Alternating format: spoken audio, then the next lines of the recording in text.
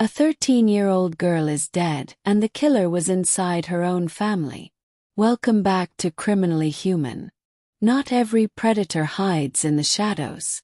Some live right inside our homes, close enough to be trusted. Today we tell the story of Ziyah Harris and the family that failed her. Ziyah was described as joyful, loving, and bright. She lived in Detroit with her grandmother, Annette Harris, who had full legal custody. In many ways, Annette was her entire support system. In the same household circle was Jarvis Butts, the longtime boyfriend of Ziyah's aunt, Shannon Harris. Butts had fathered multiple children with Shannon and was treated like part of the family. Behind that familiarity hid something far more sinister. Jarvis Butts was a registered sex offender, convicted in 2001 for sexually assaulting a minor. That record was no secret, it was publicly available and documented. Even more alarming, Ziyah's aunt Shannon knew. She had been warned by CPS in 2022 that Butts had allegedly touched Ziyah and another young girl inappropriately.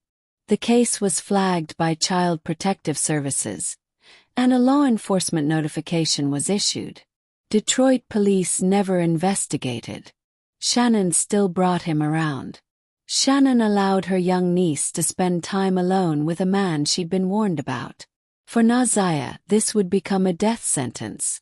On Tuesday, January 9, 2024, 13-year-old Ziyah stepped off her school bus at Cornwall Street and 3 Mile Drive in Detroit. It was just after 3 p.m. This was the last time she was seen alive on camera. Ziyah never came home that day. But oddly, no one in the household raised the alarm. Not her grandmother, Annette Harris, who had custody. Not her aunt, Shannon, who allowed her boyfriend around despite his past. No call to police. No neighborhood search. No urgency. It wasn't until the next morning, more than 12 hours later, that Annette finally reported Ziyah missing. As hours turned into days, a clearer picture began to emerge, one far more disturbing than a typical runaway case. But by then, crucial time had been lost. And it wasn't the system alone that failed her. Her family did too. In 2022, 2 full years before Ziyah disappeared, Child Protective Services filed a law enforcement notification, warning that Jarvis Butts had inappropriately touched Ziyah and another young girl. They spelled it out. He was a registered sex offender. Convicted predator. CPS flagged the case for follow-up. Detroit police. They never investigated.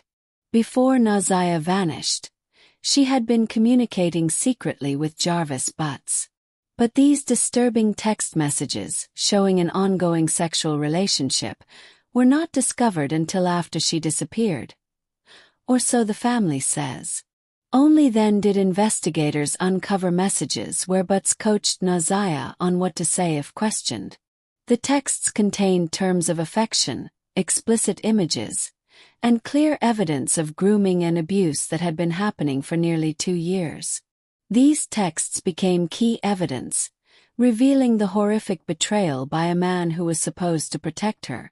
Months after Ziyah vanished, authorities made a chilling discovery along the Rouge River, near 7 Mile and Berg Road. A pink jumpsuit, a coat, and a single Nike shoe matching what Ziyah had been last seen wearing. Not long after, Ziyah's school identification card was found. Digital forensics revealed a terrifying glimpse into Jarvis Butts' mind.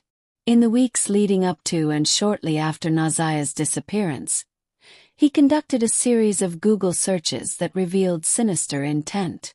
Searches included terms like abortion pills, herbal miscarriage methods, and red antifreeze toxicity. These weren't random queries. They pointed to a man desperate to cover his tracks and erase evidence of abuse. In September 2023, Ziyah told Butts she'd missed her period. Instead of seeking help or protection for the girl, Butts' searches show he was researching ways to end a potential pregnancy, possibly planning how to make it look accidental. These searches added a horrifying layer to the investigation, evidence of premeditation and callous disregard for a child's life. With the chilling online trail exposed, investigators focused on piecing together physical evidence, clothing, DNA, and more, that would tie Butts definitively to Ziyah's disappearance and death. As investigators closed in, a crucial roadblock emerged. Ziyah's grandmother, Annette Harris, told police that Jarvis Butts was never allowed inside their home, a statement that would soon prove false. Phone records, witness statements, and surveillance footage painted a different picture. Butts was not only present in the home, but often alone with Ziyah. His presence was no secret. On January 15, 2024, Jarvis Butts was arrested and charged with the murder of Ziyah Harris along with multiple sex crimes. The weight of evidence against him was overwhelming.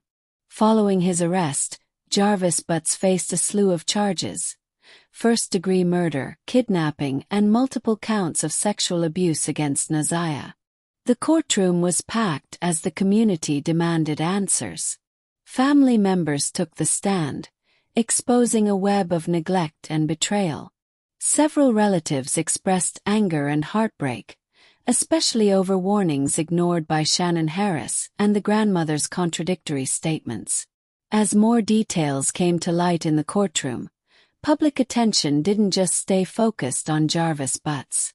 It quickly turned toward Shannon Harris, Ziyah's aunt, and Annette Harris, her grandmother.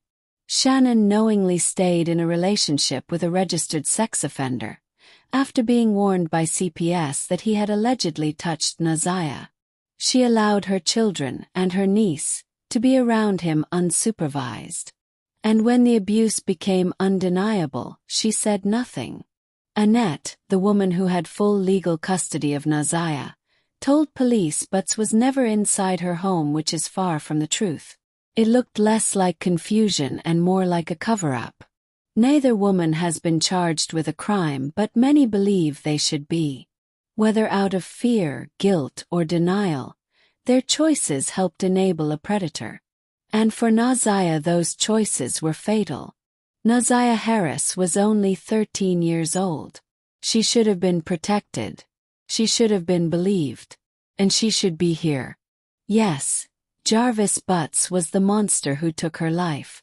But he didn't act alone. His access was allowed. His history was ignored. And his red flags were dismissed. Shannon Harris, warned by CPS, still brought him around. Annette Harris, trusted with custody, claimed Butts was never in the home, despite proof to the contrary. They may not have pulled the trigger, but their silence gave him cover. Ziyah was failed by more than a system. She was failed by the very people who said they loved her.